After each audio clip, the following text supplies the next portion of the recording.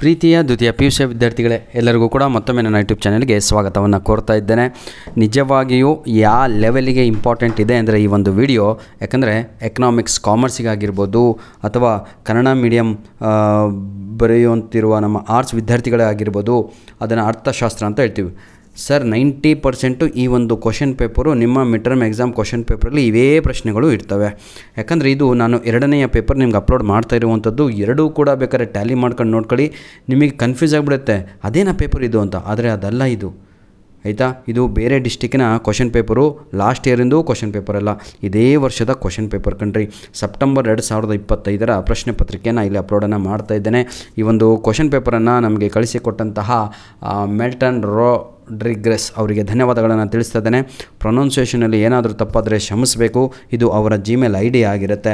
Actually ನಾನು ಅವರಿಗೆ request ಹಾಕಿದೆ ನಿಮ್ಮ ಹೆಸರನ್ನು ತಿಳಿಸಿ ಅಂತ, ಅವರು ಇನ್ನೂ ಕೂಡ ರಿಪ್ಲೈ ಮಾಡಲಿಲ್ಲ. ಆದರೆ ನಮಗೆ ಸಮಯವಿಲ್ಲ, ಮಕ್ಕಳ ಎಕ್ಸಾಮ್ ಹತ್ತಿರ ಇದೆ. ಧನ್ಯವಾದಗಳು, ಹೃದಯಪೂರ್ವಕವಾದ ಧನ್ಯವಾದಗಳನ್ನು ತಿಳಿಸ್ತಾ ಇದ್ದೇನೆ. ದಯವಿಟ್ಟು ತಾವುಗಳು ಕೂಡ ತಮ್ಮ ಬಳಿ ಇರುವಂಥ ಪ್ರಶ್ನೆ ಪತ್ರಿಕೆಗಳನ್ನು ಕಳುಹಿಸಿಕೊಡಿ. Which of the following is an example of microeconomic study ಅಂತ ಇದೆ. ಎಷ್ಟು ಈಸಿಯಾಗಿದೆ ನೋಡಿ ಸರ್. ಇದೇ ಕ್ವಶನ್ನು ಅದೇ ಬೇರೆಯ ಕ್ವಶನ್ ಪೇಪರಲ್ಲೂ ಕೂಡ ಇತ್ತು. ಕನ್ಸ್ಯೂಮರ್ ಬಿಹೇವಿಯರ್ ಅನ್ನುವಂಥದ್ದು ಸರಿಯಾದ ಉತ್ತರ ಆಗಿರುತ್ತೆ. ಈ ಕೆಳಗಿನ ಯಾವುದು ಸೂಕ್ಷ್ಮ ಅರ್ಥಶಾಸ್ತ್ರದ ಉದಾಹರಣೆಯಾಗಿದೆ? ಸರಿಯಾದ ಉತ್ತರ ಅನುಭೋಗಿಯ ವರ್ತನೆ ಅನ್ನುವಂಥದ್ದು ಸರಿಯಾದ ಉತ್ತರ ಆಗಿರುತ್ತೆ. Question number 2, the consumption bundle that are available to the consumer income depend on dash. Question number 2, my dear children, 100% right answer is price and income is the right answer. Next, ಅದೇ ಕನ್ನಡದಲ್ಲಿ ಅನುಭೋಗಿಯ ಆದಾಯಕ್ಕೆ ಲಭ್ಯವಿರುವ ಸಂಯೋಜನೆಗಳು ಇವುಗಳನ್ನು ಅವಲಂಬಿಸಿದೆ ಅಂತ ಇದೆ. ಬೆಲೆ ಮತ್ತು ಆದಾಯ ಅನ್ನುವಂಥದ್ದು ಸರಿಯಾದ ಉತ್ತರ ಆಪ್ಷನ್ ಬಿ ಆಗಿ ಇರುತ್ತೆ. The formula of production function is dash ಅಂತ ಇದೆ. ಮೂರನೆಯ ಪ್ರಶ್ನೆಗೆ 100% ಸರಿಯಾದ ಉತ್ತರ ಬಂದು ಆಪ್ಷನ್ ಎ ಆಗಿ ಇರುತ್ತೆ. ಉತ್ಪಾದನಾ ಬಿಂಬಕದ ಸೂತ್ರ ಯಾವುದು? ಆಪ್ಷನ್ ಎ ಇದೆ ಅಲ್ವಾ, ಅದೇ ಸರಿಯಾದ ಸೂತ್ರ ಆಗಿರುತ್ತೆ. Question number 4, the firms profit is denoted by dash ಅಂತ ಇದೆ. ನಾಲ್ಕನೆಯ ಪ್ರಶ್ನೆಗೆ ಸರಿಯಾದ ಉತ್ತರ ಪ್ರೀತಿಯ ವಿದ್ಯಾರ್ಥಿಗಳೇ ಅದು ಆಪ್ಷನ್ ABCD ಪೈ ಆಗಿರುತ್ತೆ. 22/7 ಪೈ ಆಪ್ಷನ್ ಡಿ, ಆಯಿತಾ. ಉತ್ಪಾದಕ ಘಟಕ ಲಾಭವನ್ನು ಹೀಗೆ ಸೂಚಿಸುತ್ತವೆ. ಪೈ ಅನ್ನುವಂಥದ್ದು ಸರಿಯಾದ ಉತ್ತರ. ಐದನೆಯ ಪ್ರಶ್ನೆ, in perfect competition buyers and the sellers are dash ಅಂತ ಇದೆ. ಇದಕ್ಕೆ 100% ಸರಿಯಾದ ಉತ್ತರ ಪ್ರೀತಿಯ ವಿದ್ಯಾರ್ಥಿಗಳೇ ಪ್ರೈಸ್ ಟೇಕರ್ಸ್, ಬೆಲೆ ಪಡೆಯುವವರು ಅನ್ನುವಂಥದ್ದು ಸರಿಯಾದ ಉತ್ತರ. ಪೂರ್ಣ ಪೈಪೋಟಿ ಮಾರುಕಟ್ಟೆಯಲ್ಲಿ ಕೊಳ್ಳುವವರು ಮತ್ತು ಮಾರುವವರು ಯಾರು ಅಂತ ಹೇಳಿದರೆ ಅದೇ ಬೆಲೆ ಪಡೆಯುವವರು ಆಗಿರುತ್ತಾರೆ. ನೋಡಿ ವಿದ್ಯಾರ್ಥಿಗಳೇ, ಇದು ನೀವು ನನಗಿಂತ ಇಂಟೆಲಿಜೆಂಟ್ ಆಗಿರ್ತೀರಾ, ರ್ಯಾಂಕ್ ಸ್ಟೂಡೆಂಟ್ಗಳಾಗಿರ್ತೀರಾ. ದಯವಿಟ್ಟು ಯಾರಾದರೂ ವೀಡಿಯೋ ನೋಡ್ತಾ ಇದ್ದರೆ ರ್ಯಾಂಕ್ ಸ್ಟೂಡೆಂಟ್ಗಳು ಏನಾದರೂ ತಪ್ಪಿದ್ದಲ್ಲಿ ಕಮೆಂಟ್ ಮುಖಾಂತರ ಸರ್ 1ನೇ ಕ್ವಶನಿಗೆ ಅದೆಲ್ಲ ಆನ್ಸರು, ಇದು 2ಕ್ಕಿದು ಅಂತ ಕಮೆಂಟನ್ನು ಮಾಡಬಹುದಾಗಿದೆ. ಆದರೆ ಪರ್ಫೆಕ್ಟಾಗಿ ಕಮೆಂಟನ್ನು ಮಾಡಿ ಹಾದಿಯನ್ನು ತಪ್ಪಿಸಬೇಡಿ ಮಕ್ಕಳಿಗೆ. Fill in the blanks. In reality all economies are dash ಅಂತ ಇದೆ. ಈಗ ಫಿಲ್ ಇನ್ ದ ಬ್ಲ್ಯಾಂಕ್ಸು, ಇದಕ್ಕೆ mixed economies is the right answer. ರೀಸೆಂಟಾಗಿ ನಾನು ಒಂದು ಕ್ವಶನ್ ಪೇಪರನ್ನು ಅಪ್ಲೋಡನ್ನು ಮಾಡಿಕೊಟ್ಟಿದ್ದೆ. ಇದು ಎಕನಾಮಿಕ್ಸ್ 3ನೆಯ ಪ್ರಶ್ನೆ ಪತ್ರಿಕೆ ಆಗಿರುತ್ತೆ. ನಿಜವಾಗಿಯೂ ಪ್ರೀತಿಯ ವಿದ್ಯಾರ್ಥಿಗಳೇ 3 ಕ್ವಶನ್ ಪೇಪರಲ್ಲೂ ಇದೇ ಕ್ವಶನ್ ಇದೆ. ಚೆಕ್ ಮಾಡ್ಕೊಳ್ಳಿ. ಸರಿಯಾದ ಉತ್ತರ ವಾಸ್ತವಿಕವಾಗಿ ಎಲ್ಲ ಆರ್ಥಿಕತೆಗಳು ಡ್ಯಾಶ್ ಆರ್ಥಿಕತೆಗಳಾಗಿವೆ. Mixed economies is the right answer. Question number 7, method of adding to individual demands curves is called dash. 7ನೆಯ ಪ್ರಶ್ನೆಗೆ ಸರಿಯಾದ ಉತ್ತರ horizontal summation is the right answer. ಮಗು ಕೂಡ ಕರೆಕ್ಟಾಗಿ ಹಾಕಿದೆ. God bless you my dear. Horizontal summation is the right answer.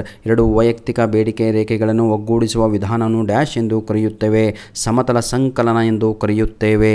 Question number 8, SMC curve cuts the AVC curve at the dash point of AVC curve from below ಅಂತ ಇದೆ, ಆಯಿತಾ. ರೇಖೆಯು dash ಬಿಂದುವಿನಲ್ಲಿ SMC ರೇಖೆಯ AVC ರೇಖೆ ಕೆಳಗಿನಿಂದ ಛೇದಿಸುತ್ತದೆ ಅಂತ ಇದೆ. 8ನೆಯ ಪ್ರಶ್ನೆಗೆ ಸರಿಯಾದ ಉತ್ತರ ಬಂದು ಮಿನಿಮಮ್ ಅಂತ ಇದೆ ಅಲ್ವಾ, ಅದೇ ಸರಿಯಾದ ಉತ್ತರ ಆಗಿರುತ್ತೆ. Question number 9, my dear children, dash is the tax that the government imposes per unit sale of output ಅಂತ ಇದೆ. 9ನೆಯ ಪ್ರಶ್ನೆಗೆ ಸರಿಯಾದ ಉತ್ತರ ಬಂದು, ಆಯಿತಾ, 9ನೆಯ ಪ್ರಶ್ನೆ ಪ್ರತಿಯೊಬ್ಬನಿಗೂ ಕೂಡ ಗೊತ್ತು, 3 ಕ್ವಶನ್ ಪೇಪರಲ್ಲೂ ಇದೆ ಕಣ್ರಿ. ಯೂನಿಟ್ ಟ್ಯಾಕ್ಸ್ ಸರಿಯಾದ ಉತ್ತರ. ಅದಕ್ಕೆ ಯೂನಿಟ್ ಟ್ಯಾಕ್ಸ್ ಘಟಕ ತೆರಿಗೆ ಅಂತ ಇದೆ ಅಲ್ವಾ, ಅದೇ ಸರಿ. ಸರ್ಕಾರವು ಪ್ರತಿ ಘಟಕದ ಮಾರುಕಟ್ಟೆ ಮೇಲೆ ವಿಧಿಸುವ ತೆರಿಗೆಯಾಗಿದೆ.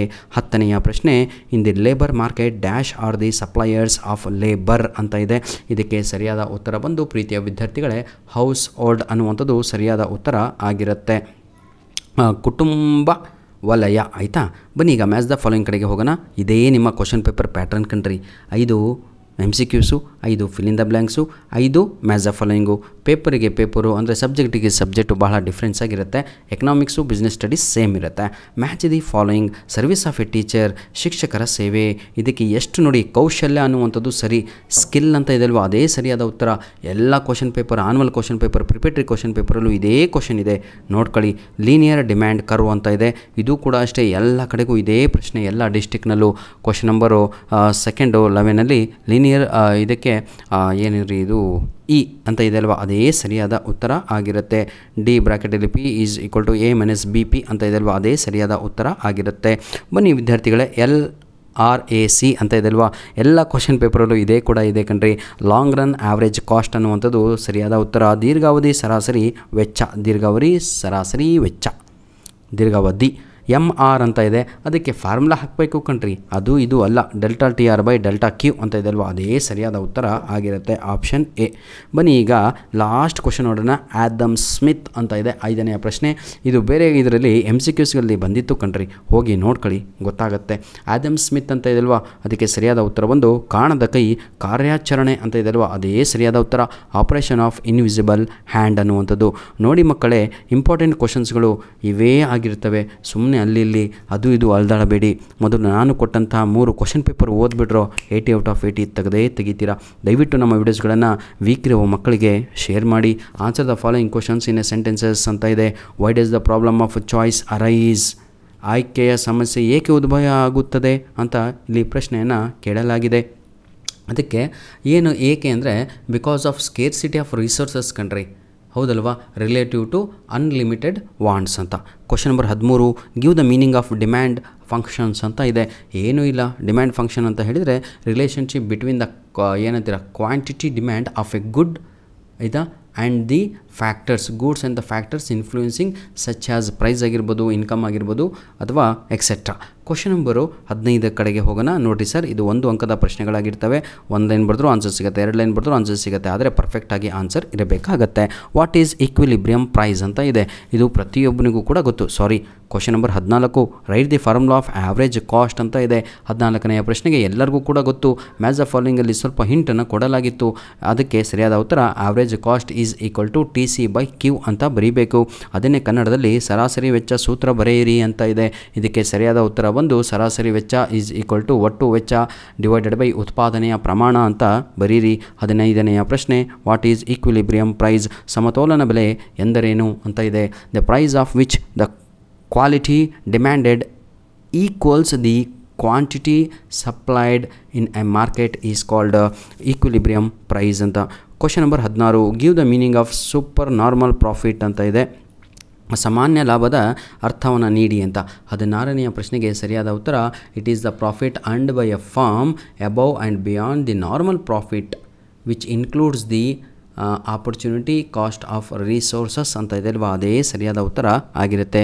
ವಿದ್ಯಾರ್ಥಿಗಳೇ, ಹೀಗೆ ನಾನು ವಿಡಿಯೋ ಸಂಪೂರ್ಣವಾಗಿ ಕೀ ಆನ್ಸರ್ ಹೇಳ್ತಾ ಹೋದರೆ 20 ರಿಂದ 30 ನಿಮಿಷ ವಿಡಿಯೋಗೆ ಹೋಗುತ್ತೆ. ಈ ಮುಂದೆ ಕಾಣುತ್ತಿರುವ ಎಲ್ಲ ಪ್ರಶ್ನೆಗಳು 100% ನಿಮ್ಮ ಮಿಡ್ ಟರ್ಮ್ ಎಕ್ಸಾಮಲ್ಲಿ ಬಂದೇ ಬರುತ್ತೆ ಸರ್. ಇಷ್ಟು ಶ್ಯೂರಿಟಿಯಾಗಿ ನಾನು ಹೇಳ್ತಾ ಇದ್ದೀನಿ ಅಂದಮೇಲೆ ದಯವಿಟ್ಟು ಕಣ್ಣು ಮುಚ್ಚಿ ನಂಬರೋ. ಯಾಕಂದರೆ ಯೂನಿಟ್ ಟೆಸ್ಟ್ 1ರಲ್ಲಿ ಬ್ಲೈಂಡಾಗಿ ಬ್ಲೀಫ್ ಮಾಡಿ ಬಂದವರೆಲ್ಲ ಡಿಸ್ಟಿಂಕ್ಷನ್ ಲೆವೆಲ್ಗೆ ಅಂಕಗಳನ್ನು ತೆಗೆದಿದ್ದಾರೆ. ಇಂಗ್ಲೀಷಲ್ಲಿ ಔಟ್ ಆಫ್ ಔಟ್ ಅಂಕಗಳನ್ನು ತೆಗೆದಿದ್ದಾರೆ. ಯಾರೆಲ್ಲ ಬಹಳ ವೀಕ್ ಇದ್ದರು ಇಂಗ್ಲೀಷಲ್ಲಿ, ಇದೇ ವಿಡಿಯೋದ ಡಿಸ್ಕ್ರಿಪ್ಷನ್ ಬಾಕ್ಸಲ್ಲಿ ಅಥವಾ ಇಂಗ್ಲೀಷ್ ವಿಡಿಯೋದ ಡಿಸ್ಕ್ರಿಪ್ಷನ್ ಬಾಕ್ಸಲ್ಲಿ ನಿಮ್ಗೆ 100% ಮಿಡ್ ಟರ್ಮ್ ಎಕ್ಸಾಮಿಗೆ ಬರುವಂತಹ ಗ್ರಾಮರಿನ ಲಿಂಕ್ಸ್ಗಳು, ಜೊತೆಗೆ chapter wise 2 mark 3 mark 4 marks question with answer. ಯಾಕೆ ವಿತ್ ಆನ್ಸರ್ ಈ ಸಲ ಅಪ್ಲೋಡ್ ಮಾಡಿದ್ದೀನಿ ಅಂದರೆ ವಿದ್ಯಾರ್ಥಿಗಳಿಗೆ ಸರ್ ಏನು ಬರೆದ್ರು ನಮ್ಮ ಟೀಚರ್ ಮಾರ್ಕ್ಸ್ ಕೊಡಲ್ಲ ಅಂತಾರೆ. ಪಾಪ ಅವ್ರು ತಪ್ಪಲ್ಲ ಕಣ್ರಿ, ಇಂಗ್ಲೀಷ್ ಲ್ಯಾಂಗ್ವೇಜೇ ತಪ್ಪು. ಯಾಕಂದರೆ ಎಲ್ಲಿ ನಾಳೆ ಬೋರ್ಡ್ ಎಕ್ಸಾಮಲ್ಲಿ ಹೋದಾಗ ಯಾರಿಗೂ ಕೂಡ ಔಟ್ ಆಫ್ ಔಟ್ ಕೊಡೋದೇ ಇಲ್ಲ ಆಯಿತಾ. ಹಾಗಾಗಿ ವಿದ್ಯಾರ್ಥಿಗಳೇ, ನಿಮ್ಮ ಪ್ರಯತ್ನವನ್ನು ಬಿಡಬಾರದು. ಧನ್ಯವಾದಗಳು, ಸದಾ ಸಂತೋಷವಾಗಿರಿ ಅಂತ ಹೇಳ್ತಾ ವಿಡಿಯೋನ ಇಲ್ಲಿಗೆ ಮುಗಿಸ್ತಾ ಇದ್ದೇನೆ. ದಯವಿಟ್ಟು ನಮ್ಮ ವಿಡಿಯೋಸ್ಗಳನ್ನು ನಿಮ್ಮ ಫ್ರೆಂಡ್ಸ್ಗಳಿಗೆ ಶೇರ್ ಮಾಡೋದನ್ನು ಮರೆಯಬೇಡಿ. ಜೊತೆಗೆ ವಿದ್ಯಾರ್ಥಿಗಳೇ, ನಿಮ್ಮ ಬಳಿ ಇರುವಂತಹ ಮಿಡ್ ಟರ್ಮ್ ಎಕ್ಸಾಮ್ ಕ್ವಶನ್ ಪೇಪರನ್ನು ನಮ್ಮ ಜಿಮೇಲ್ ಐ ಡಿಗೆ ಕಳುಹಿಸಿಕೊಡೋದನ್ನು ಕೂಡ ಮರೆಯಬೇಡಿ. ಹಾಗೂ ವಿದ್ಯಾರ್ಥಿಗಳೇ, ನಮ್ಮ ವಿಡಿಯೋಸ್ಗಳನ್ನು ನಿಮ್ಮ ಸೋಷಿಯಲ್ ಮೀಡಿಯಾ ಇನ್ಸ್ಟಾಗ್ರಾಮು, ಟ್ವಿಟರು, ಫೇಸ್ಬುಕ್ಕಲ್ಲಿ ಶೇರ್ ಮಾಡಿ ಸಹಾಯವನ್ನು ಮಾಡಿ. ಧನ್ಯವಾದಗಳು. All the best. ದೇವರು ಸದಾ ನಿಮ್ಮ ಆರೋಗ್ಯವನ್ನು ಚೆನ್ನಾಗಿಡಲಿ ಅಂತ ಹೇಳ್ತಾ, ಯಾಕೆ ಸರ್ ಹಿಂಗೆ ಹೇಳ್ತೀರಾ, ಆರೋಗ್ಯವೇ ಭಾಗ್ಯ ಕಣ್ರೋ. ಆರೋಗ್ಯ ಚೆನ್ನಾಗಿದ್ದರೆ ಅದೇ ಸಂಪತ್ತು. ಆರೋಗ್ಯ ಚೆನ್ನಾಗಿದ್ದರೆ ಓದಿದ್ದೆಲ್ಲ ನೆನಪಿರುತ್ತೆ. ಧನ್ಯವಾದಗಳು. Good luck. All the best.